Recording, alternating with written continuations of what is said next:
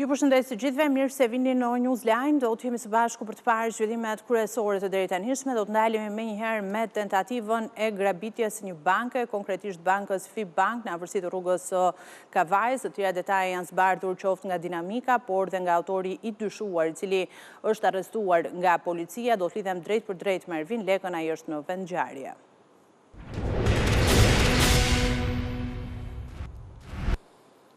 Ervin, të përshëndes, ndalemi së bashku me një raportim për gjithçka ka ndodhur lidhur me këtë tentativë grabitjeje në këtë bankë në Tiranë. Dua ta nis duke shpjeguar pak edhe dinamikën e ngjarjes ku rreth orës 11 të mesditës së sotme Bardhyl Fusha, 58 vjeç, është afruar pranë bankës që ndodhet pas krahëve të mi të FIB Bank me një armë pra automatike Kalashnikov dhe me një çantë. Ai ka mundur që të hyjë brenda ambienteve të bankës ku ka kërcënuar në fakt rojet e sigurisë, por edhe punonjësit e bankës FIB Bank, të cilët kanë qenë në fakt edhe duke marrë me disa klientë të cilët kanë qenë brenda ambienteve të bankës, dhe në kërcënimin e këtij Kallashnikovi ai madje edhe ka qelluar një herë në tokë duke trembur gjithë punonjësit, dhe në këtë mënyrë ka arritur që të marrë një shumë të konsiderueshme parash nga një prej arkave që ndodhet në FIB Bank brenda ambienteve të kësaj banke, ndërsa kanë qenë personat pra të cilët kanë qenë brenda bankës që kanë njoftuar menjëherë policinë e shtetit, por edhe sistemi i alarmit të cilit është ndezur brenda ambienteve të bankës që ka njoftuar policinë e shtetit, e ku një patrullë e cila ka qenë shumë pranë ambienteve ku ka ndodhur grabitja është afruar, dhe efektivët e komisariatit numër 2 kanë nxjerrë armën në fakt duke i bërë thirrje autorit 58 vjeçar Bardhyl Fusha që të dorëzohet, dhe në këtë momente sapo ai ka parë policinë e shtetit, fatmirësisht nuk ka kryer rezistencë të mëtejshme, por ka autorit Bardhyl Fusha, i cili ka tentuar ditën e sotme grabitjen e kësaj banke. Duaj që ndalemi së bashku edhe tek shuma që ka arritur të marrë. Cila është ajo? Të paktën ende nuk e kemi një shumë konkrete, por janë disa milion lekë që janë grabitur nga ana e këtij personi, por pa mundur që t'i nxjerrë jashtë ambienteve të bankës. Falëndërhyrjes së policisë, sigurisht do të jenë ekspertë që të bëjnë numërimin e bankës, por edhe për të përcaktuar nëse të gjithë aparat janë vjedhur brenda arkës, pra dhe janë grabitur në këtë bankë, pra në filialin e FIB Bank, apo ka pasur edhe shuma të tjera që ai mund t'i ketë pasur me vete. Megjithse gjitha kjo shumë me parave është gjetur brenda çantës ku ka qenë edhe një Kalashnikov për cilën e ka përdorur për të trembur dhe për të kryer këtë grabitje. Të paktën në skedarat e policisë nuk rezulton që të ketë pasur precedent penal të mëpashëm nga verifikimi që janë kryer deri në këtë fazë hetimi, ndërsa po vijojnë sigurisht për të përcaktuar nëse ka pasur apo jo persona që mund ta kenë edhe ndihmuar në grabitjen e kësaj banke, por po ashtu edhe për të përcaktuar se si ka mundur pra që të hyjë brenda ambienteve si të bankës, por qoftë edhe mënyrën se si ai ka dashur të largohet apo se si e ka planifikuar këtë. Sigurisht do të jenë hetimet e mëtejshme, ndërsa tashmë ai po merret në pyetje në komisariatin numër 2 në kryeqytet. Sigurisht do të jetë deklaratat e tij që do të jap edhe detaje të mëtejshme lidhur me këtë grabitje të FIB Bank këtu në kompleksin Deli Hoxhi në rrugën e Kavajës. Dinamikën e konsiderojmë të gjithën të zbardhur, Ervin, duke patur parasysh se gjithçka ka ndodhur në një blok banimi që jam e bindur që është e monitoruar me kamera sigurie, dhe dua të pyes dhe për pistat e hetimit për çështjen e personave të tretë të përfshirë. Ka dyshime policia që ai mund të jetë ndihmuar nga persona të tjerë apo jo? Në fakt, dyshimet janë të pakta se mund të jetë ndihmuar nga persona të tjerë. Sigurisht do të verifikohet nëse ka pasur persona që e kanë ndihmuar që të largohet nga vendi i ngjarjes apo që kanë qenë në pritje të tij për dalë nga filiali i bankës, megjithse deri në këtë moment pra nuk është një fakt i tillë. Sigurisht autori ka zgjedhur që këtë grabitje ta kryej i pamaskuar apo pa fshehur edhe fytyrën e tij, sigurisht pasi ka qenë edhe i armatosur dhe nuk është kujdesur si duket as të fsheh edhe fytyrën, pa pasur një mazë, dhe dyshohet se veprimet i ka kryer i vetëm, megjithëse do të jenë hetimet e mëtejshme që do të tregojnë nëse është ndihmuar nga persona të tjerë. Faleminderit Ervin Leka për raportimin. Vjoj të diskutoj për të njëjtën çështje, për të gjithë vëmendjen që ka marrë kjo tentativë grabitje në një bankë të nivelit të dytë në zemër të Tiranës. Me mua në studio është bashkuar Etleva Delia, është autore e emisionit Gjërat Tona në ABC News. Përshëndetje Etleva, faleminderit që bashkohesh me ne ditën e sotme. Kishim shumë kohë pa raportuar për tentativa për grabitje banke. Çfarë është? kjo e sotme? Kishte disa vite që kishte rënë një lloj qetësie, të paktën pas atyre rasteve të mëdha që raportonin pothuajse çdo javë për tentativa ose dhe realizim grabitjesh bankash, blindesh me para, po themi që pas vitit 2019 kur ndodhi grabitja në pistën e avionëve në aeroportin e Rinasit, pati masa shtesë për sa i përket ngjarjeve të tilla që të parandaloheshin. Nuk e di se sa zbatim mund të gjejnë sot, për aq kohë sa një person i armatosur arrin të futet brenda ambienteve të bankës, madje edhe qëllon me armë zjarri, dhe kjo mund të kishte ndodhur, mund të kishte shkaktuar edhe pasoja në jetën e njerëzve që mund të ishin aty, qoftë punonësit apo dhe klient të bankës. Nuk e di nëse në atë bank ka pasur një kontroll fizik ose një detektor që mund të përcaktonte nëse kishte një armë me vete, por nuk e di se çfarë mund të ketë funksionuar për shkak se pas grabitjeve radhazi që ndodhen në vlera shumë të mëdha monetare, u hartua një plan shtesë masash që thanë që do viheshin në zbatim të gjitha bankat e nivelit të dytë, por se çfarë ishte ky plan masash dhe çfarë konkretisht konsistonte nuk u mor vesh asnjëherë, përveç nesh që kur futemi aty na lënë në pritje në një ambient të vogël që hapet dera dhe mbyllet dera nga roja dhe nuk është se ka ndonjë kontroll fizik në fakt. Si duhet ta shohim këtë tentativë grabitje të ditës së sotme, pasi duket sikur autori nuk është një person me sfond të lartë kriminal, edhe precedent nuk ka, por nga ana tjetër janë disa momente shumë të rëndësishme. Pra, siç e tham, hyrja me një armë zjarri në ambientet e brendshme të një banke, shtonja një herë aty u ka patur klient edhe punonjës të një banke, pra situata është shumë serioze, pavarësisht se në momentet që flasim ai është neutralizuar dhe është arrestuar nga policia. Nuk është nga ato ngjarjet tipike të grabitjes së bankave të organizuara që jemi mësuar dhe jemi ndeshur të raportojmë, ku marrin pjesë më shumë se 2 persona dhe është e programuar dhe e llogaritur se çdo veprim që ata do bëjnë. Është një person që madje nuk është kujdesur që as të maskojë veten e vet, pra lehtësisht identifikueshëm, që ka marrë një risk të tillë duke u futur i vetëm, paktën deri tani nuk ka të dhëna që ai të ketë pasur bashkëpunëtor, pra është diçka që e ka nisur, është iniciativë e tija personale në kushte që mund ta ketë nisur ai, këtë nuk mund ta themi se çfarë rrethanash e kanë shtyrë të kryer një veprim të tillë, por nisur nga vetë personi i cili rezulton të jetë ndërtues me profesion, pra ka një kompani ndërtimi që nga verifikimin në ekstraktet e Qendrës Kombëtare të Biznesit del me status aktiv, por sipas dhënave është drejt falimentit, mund të jetë kjo një ndër arsye që mund ta ketë shtyrë të bëjë një veprim të tillë. Nuk rezulton person me precedent penal, duke që nuk ka qasje kriminale, të paktën nga ato që jemi mësuar ne të shohim, pra është një njeri pas tërvitur për ngjarje të tilla.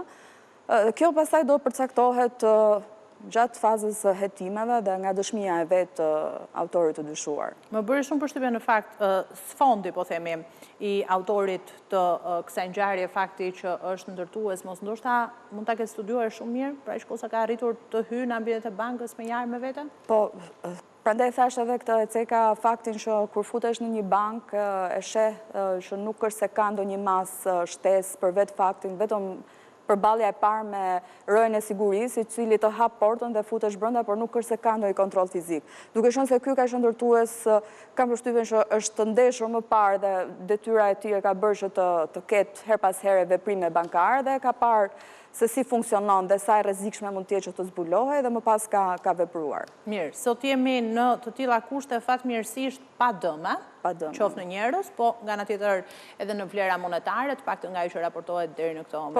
Po flitet për një shumë prej 2 milion lekësh të rinj, pra 20 milion lek, por ende janë në fazën e verifikimit, sepse ajo është sekuestruar si provë materiale, por po numërohet bashkëpunim edhe me bankën, përfaqësues të bankës, duke bërë edhe zbritjet parave që ai mund të ketë pasur, megjithëse shumë është gjetur në çantën që ai kishte futur dhe armën. Po si i ka marrë këtë para? Do të thënë ai ka ushtruar presion ndonjë punonjëse? Po për aq kohë sa ka shkrepur armën, çdo kush është friksuar dhe i është drejtuar arktarës, po tek arka. Një prej arkave ka arritur, domethënë ja ka dhënë arktarja, se vetë nuk është futur brenda. Po thoja që e gjithë kjo ngjarje, pavarësisht se sot ne nuk flasim për pasoja, qoftë njerëz, po edhe pasoja monetare, ka ndodhur në një blok banimi, që është i monitoruar me kamera edhe shumë i frekuentuar.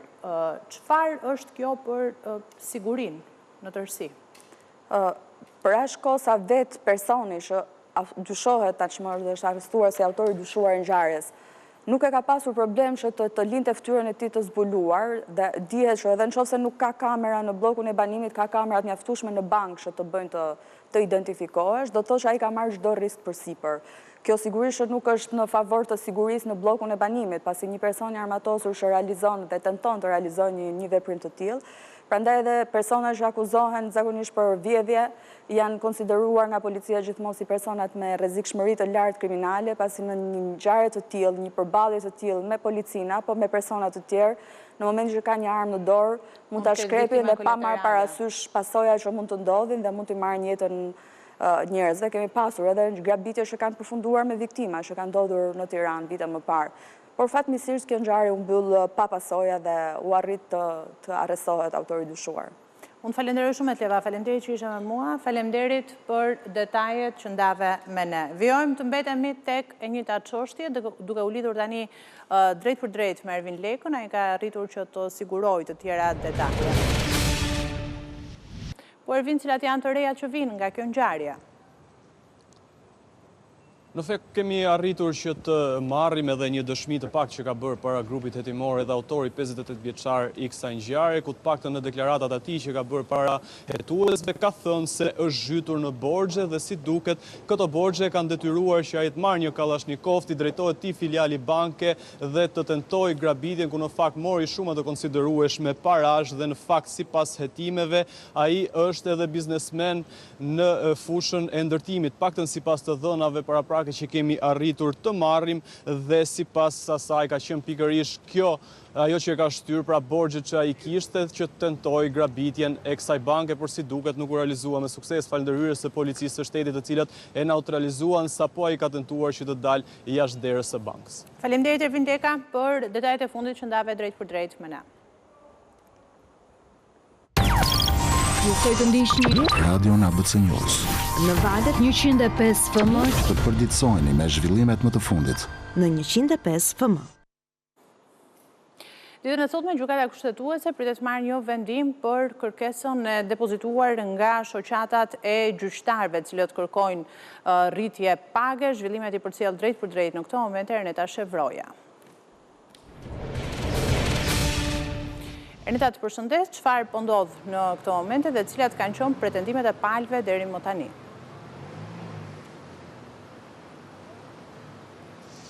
Atëherë ajo që po ndodh është që gjyqtarët kushtetues duhet të jenë mbledhur pas dy seancave të cilat kanë pasur ditën e sotme sa i përket çështjes së vendimarrjes për pagat e gjyqtarëve.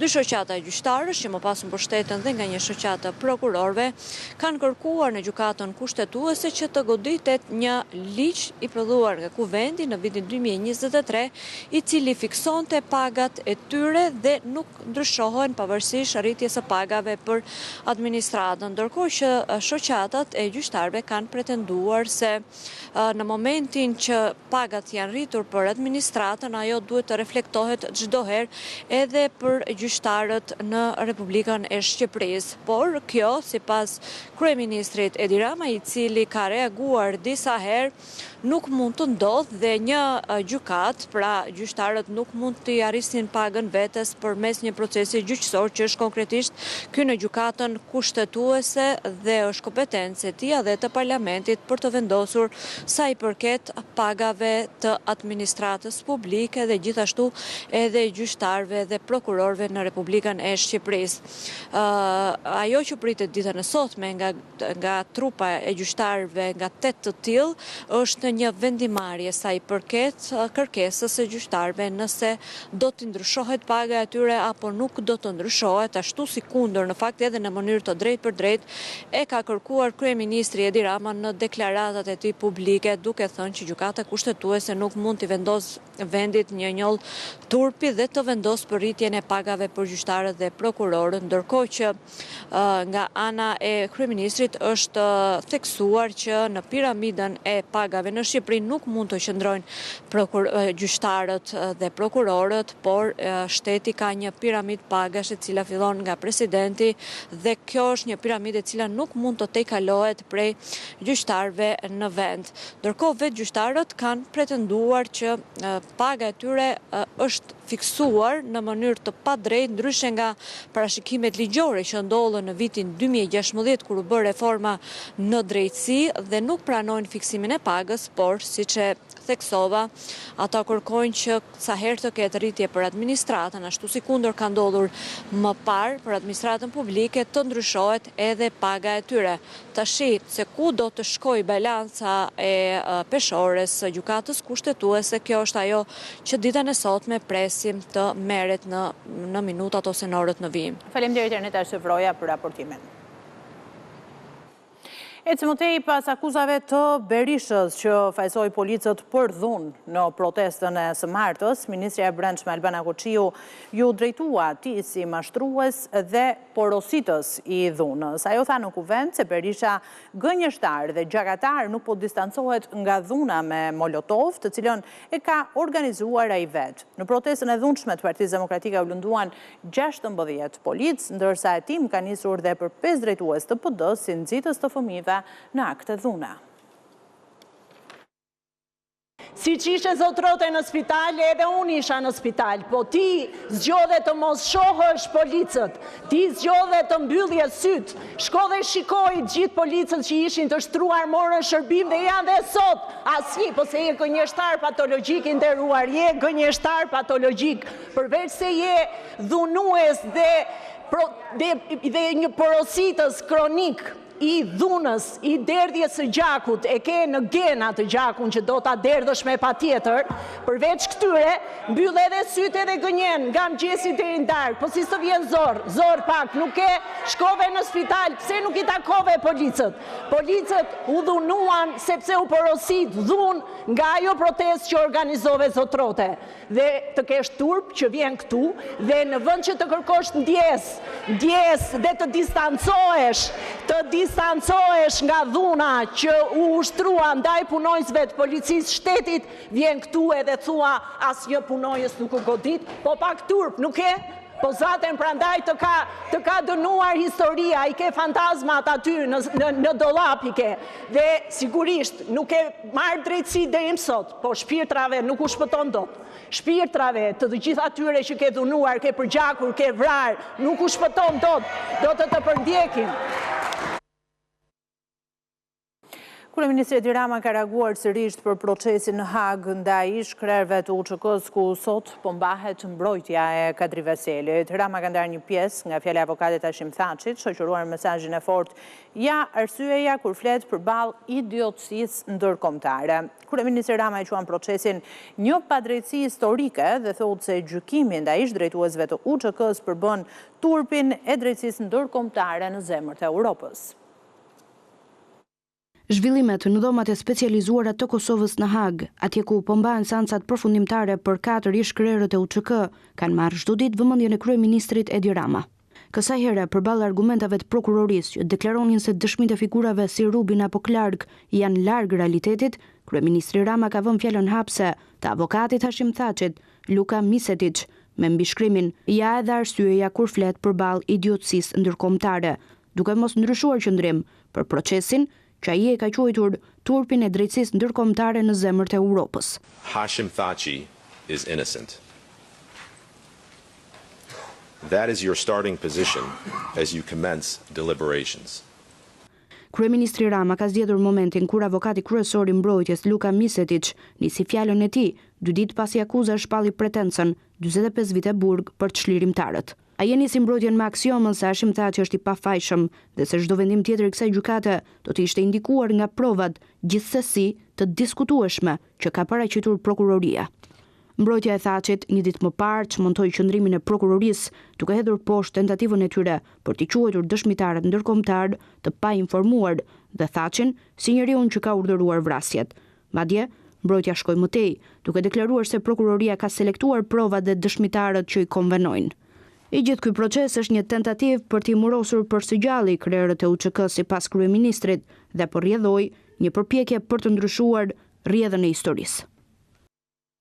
Në dhomat e specializuara të Kosovës në Hag, sot ishte radha e mbrojtjes së Kadri Veselit për deklaratat përmbyllëse. Avokati Rodney Dixon i ka quajtur të dyshim të gjithë dëshmitarët e prokurorisë, me të cilëve ka dhe nga ata që kanë gënyer nën betim. Sipas tij nuk ka asnjë provë që lidh akuzën me të vërtetën, ndërsa vendimin e tokave të zeza ka cilësuar një gjykim që do të zërë vend në historinë e një kombi.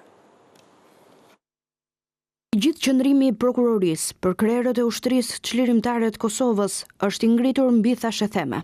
Kështu e ka nisur mbrojtjen e tij avokati ish kryeparlamentarit Kadri Veseli, duke goditur drejt për drejt akuzën. Ai ka theksuar se për krerët e UÇK nuk ekziston asnjë provë për përfshirje në krim, madje duke deklaruar se nga radhët e dëshmitarëve të prokurorisë ka nga ata që kanë gënyer nën betim. Si është e mundur që gjykata të mbështetet në pjesë të caktuara të dëshmitarëve për të dhënë vendim fajësie përtej dyshimit të arsyeshëm? Këtu deklaroi se ka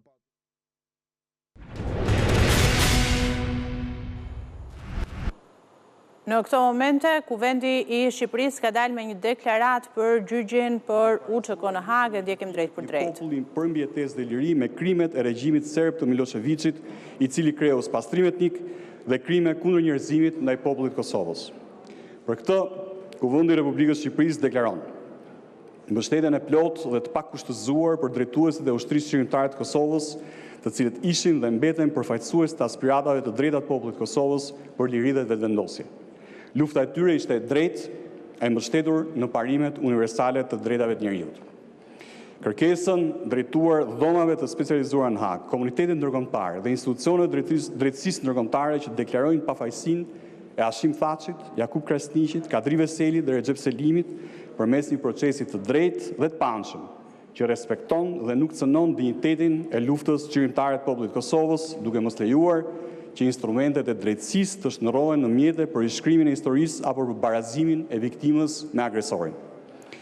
Kujtimin ndaj bashkësisë ndërkombëtare se lufta e UÇK-s u zhvillua në kushtet ku regjimi i Miloševićit po kryente spastrim etnik, krime sistematike kundër njerëzimit dhe akte genocidiale ndaj popullatës civile të Kosovës dhe se ndërhyrja e NATO-s në vitin 1999 konfirmoi legitimitetin e asaj lufte dhe natyrën kriminale të regjimit të Miloševićit. Vlerësimin e lartë për dëshmitarët ndërkombëtar të mbrojtjes si Wesley Clark dhe James Rubin, të cilët konfirmuan të drejtën e popullit të Kosovës dhe udhëheqësve të tyre për liri. Solidaritetin e plot me popullin e Kosovës dhe me familjet e drejtuesve të UÇK-s, duke ritheksuar se kombi shqiptar qëndron i bashkuar në mbrojtjen e të vërtetës historike dhe të dinjitetit të luftës për liri. Dhe angazhimin për të ndërmarrë çdo hap nevojshëm diplomatik dhe politik në forume ndërkombëtare për të siguruar që e vërteta historike mbi luftën qeveritare të Kosovës të mos cënohet dhe që drejtësia të ushtrohet në mënyrë të drejtë. Kuvendi i Republikës së Shqipërisë u bën thirrje institucioneve të shtetit shqiptar, institucioneve të Republikës Kosovës dhe diasporës shqiptare të qëndrojnë të bashkuar në mbrojtjen e së vërtetës, dinjitetit dhe drejtësisë për popullin e Kosovës dhe për drejtuesit e luftës tyre shqiptare. Hashim Thaçi, Jakub Krasniqi, Kadri Veseli dhe Recep Selimi. Kuvendi i Republikës Shqipërisë u rekomandon qeverive të Republikës Shqipërisë dhe të Republikës Kosovës të bashkëpunojnë dhe koordinojnë për denoncimin ndërkombëtar të krimeve serbe në Kosovë. Kjo deklarat përfaqëson vullnetin unanim të Kuvendit të Republikës Shqipërisë dhe i transmetohet dhomave të specializuara në Hag, Këshillit të Sigurimit të OKB-s, Parlamentit Evropian, asambleve parlamentare të NATO-s, OSBE-s dhe Këshillit të Evropës, si dhe të gjitha qeverive mike dhe partnere. Faleminderit, kjo është deklarata. Faleminderit zoti Hasani. Fjalën e ka zoti Tritan Shehu, si bashkëartues. Ishte ish ministri i jashtëm Migli Hasani, i cili ka përcjell edhe deklaratën që ka patur Kuvendi i Republikës së Shqipërisë për gjithçka po ndodh në Hag sa i takon 4 ish liderëve të ushtrisë çlirimtare të Kosovës. Unë do të vijoj të diskutoj për të njëjtën çështje, do të përpiqemi të kuptojmë tani se çfarë po ndodh përgjatë këtyre ditëve të fundit në dhomat e specializuara të Kosovës në Hag. Me mua në një komunikim të drejtë për drejtë do të jetë avokati Arber Hoxha. Ju përshëndes avokat, faleminderit që jeni me ne. Shëndetje, kënaqësi si gjithmonë. 45 vite burg ka kërkuar në pretencën e saj prokuroria për 4 ish liderët e UÇK-s për gjatë këtyre ditëve shumë të rëndësishme që ka nisur që prej datës 9 shkurt me seancat përmbyllëse. Si e keni parë këtë kërkesë të prokurorisë në kuadër të gjithë përballjes që kanë patur palët me provat? Sigurisht ishte një pretencë cila ishte e pritshme.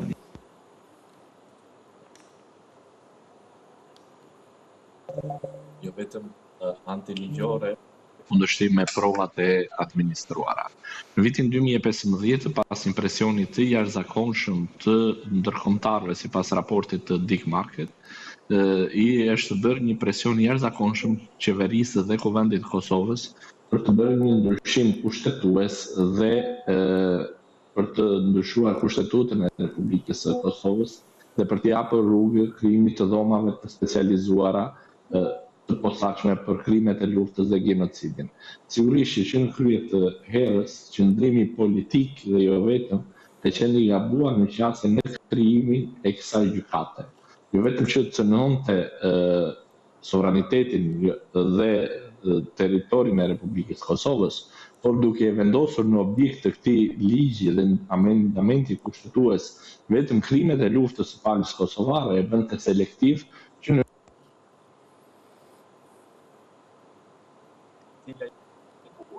dhe sigurisht që Kuvendi i Kosovës pajisi me armë të rrezikshme, duhet të themi, gjelatët e vetë dhe për të vënë në bankën të akuzuarve në mënyrë të padrejtë gjithë drejtuesit e luftës shqiritare të Kosovës.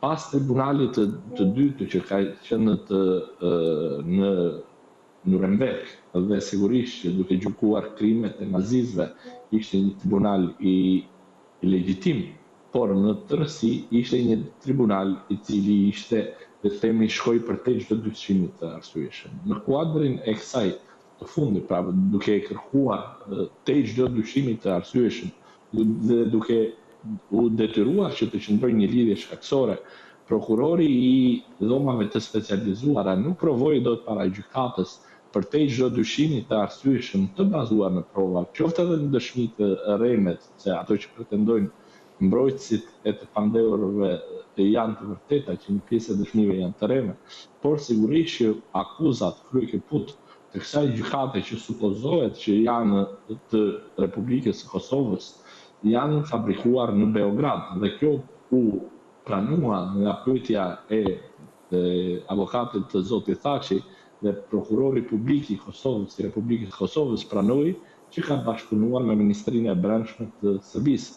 Në këtë kushte është një akuzë e montuar, një akuzë e turshme, dhe unë besoj që gjykata e shkallës parë dhomave të specializuara duhet dhe do të japë pafajësi jo vetëm për zotin Thaçi, por për gjithë drejtuesit dhe komanduesit e luftës çlirimtare të Kosovës dhe ushtrisë çlirimtare të Kosovës. Madje në pretencën e tij, prokurori bëri një qëndrim të turshëm ku bëri në një farë forme, le ta themi metaforikisht, Sulejshi ministri, ish sekretarin e shtetit dhe sekretarin e përgjithshëm të NATO-s i bëri Sulejshi dhe ky ishte njeriu që pra zoti Thaçi pas ka bërë këta për budallënj dhe ky prokurori pas ka qenë i zgjuar se zoti Clark apo edhe sekretari i përgjithshëm apo edhe Avjet Solana. Pra në një farë forme, jo vetëm që është një akuzë e montuar në Beograd, jo vetëm që është një akuzë e paprovuar në gjykatë, është një akuzë e turshme dhe vendos në bankën e të akuzuarve pikërisht atë luftë e cila është e drejtë, e shenjtë dhe mbi të gjitha e paprovuar. Mungon lidhja shkaksore midis krimeve të pretenduara dhe fajësisë të zotit Thaçi apo edhe të zotit Veseli apo edhe të zotit Krasniqi apo edhe të pandehurve të tjerë, e cila është e domosdoshme, jo vetëm sipas kodit penal Kosovës, por edhe sipas të drejtës ndërkombëtare, e cila është pothuajse 2200 vjeçare, rojna e themeluar që me perandorinë romake. Pra, mungesa e lidhjes shkaktësore midis krimeve të pretenduara dhe zinxhirit komandues e bën të akuzët pambështetur në lidhje në prova dhe si të tillë gjykata duhet të japë pafajësi. Megjithatë, avokat të paktën edhe duke u ndalur konkretisht tek kërkesa me 45 vite burg, shihni ju një tentativ, mund themi, për t'i dënuar me patjetër ish liderët e ushtrisë çlirimtare të Kosovës. Ju i përmendët të gjitha shkeljet që ka patur ky proces prej 5 vitesh. Ne i kemi diskutuar edhe më herët me të gjitha shkeljet, denoncimet, problematikat, por një pretencë e tillë, si duhet ta lexojmë në kuptimin e 45 viteve burg? Sigurisht që në moshën që janë të gjithë të pandehurit, pjesa dërmuese janë edhe në moshën e tretë përveç zotit Thaçit, paktën në dinin time, 45 vite burg janë praktikisht një burgimi i përjetshëm. Por sigurisht për vepra penale për të cilat ata akuzohen sipas prokurorisë dhe për të dhënë dhe gravitetin për rëndësinë e veprave penale, ka kërkuar një dënim pothuajse i cili barazohet me burgimin e përjetshëm.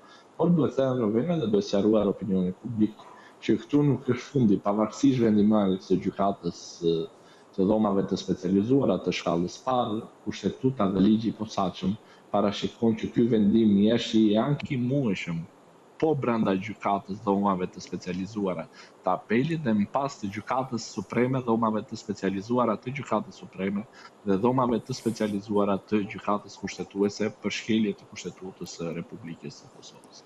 Unë besoj që lidershipi në kohën kur u bën ndryshimet kushtetuese për në përsëritje ka bërë një koncesion të jashtëzakonshëm ndaj pretendimit ndërkombëtar, një koncesion i cili nuk duhet që të kalonte. Dhe në qoftë se në vitin 2015 nuk do ndryshonte Kushtetuta e Republikës së Kosovës, maksimumi që mund të bënin nën presionin ndërkombëtar ishte që të krijonin sipas Këshillit të Sigurisë të Kombeve të Bashkuara, të krijonin një tribunal ndërkombëtar për të hetuar dhe më pas gjykuar krimet e pretenduara të kryera nga ushtria çlirimtare e Kosovës. Unë besoj që tribunali ndërkombëtar, sipas kartës OKB-s do të ishte shumë më i drejtë se sa vetë prokurori i dhomave të specializuara. Pse do të ishte më i drejtë?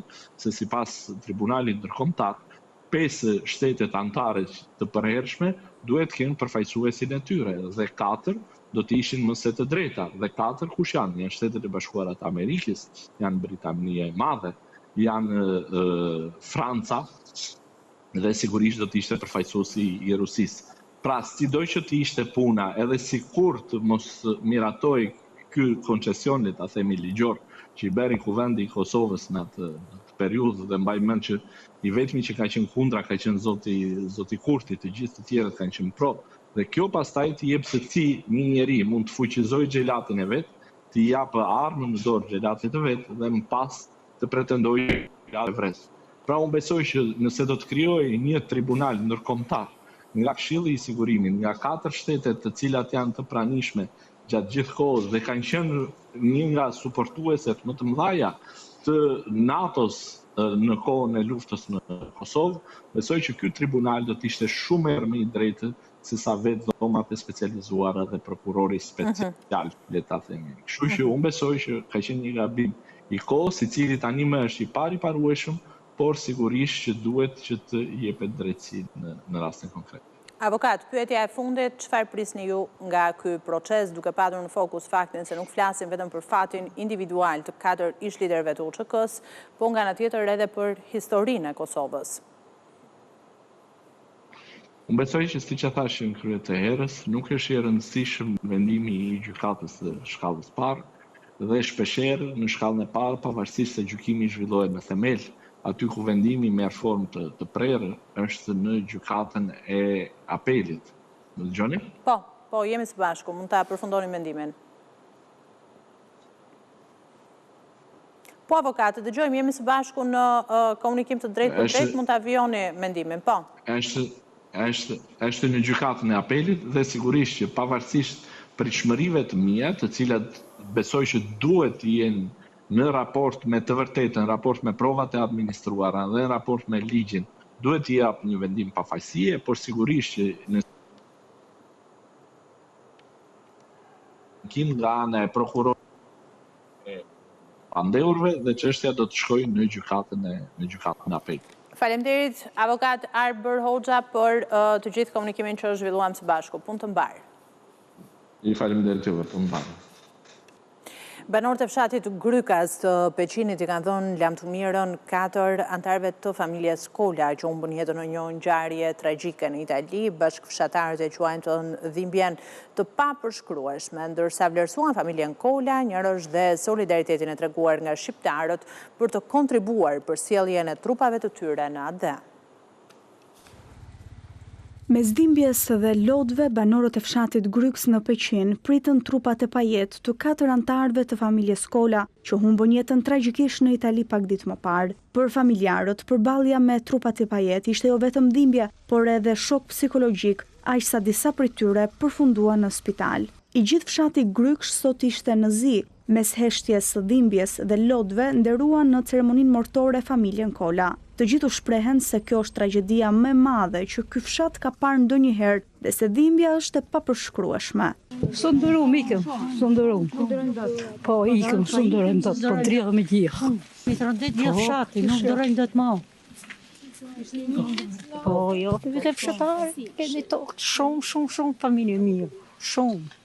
Sa nuk ndërum matë, pa ikëm shti. Një me t'juve? Kjo shë. Si ishin si familje? Shumë një. Është ditësie sot për gjithë fshatin? Kjo. Banorët e Grykshit vlerësuan faktin që shumë shqiptar kontribuan financiarisht për kthimin e trupave në AD. S'ke të bashkë, po në zoti, po në Europit, mas e raftë. Mimi fshatar, jam për më tonë lumit, fshatar, kemi pas një kooperativ bashkë, nuk kam shplasë më tepër po. Me hon drejtën, largë jem ka shumë këtu fshat tjetër atje, po vetëm për respekt marrë. Brava i qoftë. Gjithë këtë kishë mësi për shemë, pavarësisht, halët tonë, po sa edhe të losh bukën të atë për honë, të japë që të në prapë nuk është keqë. Vetëm që të preheshin Vetë. Venijot, po venijot është.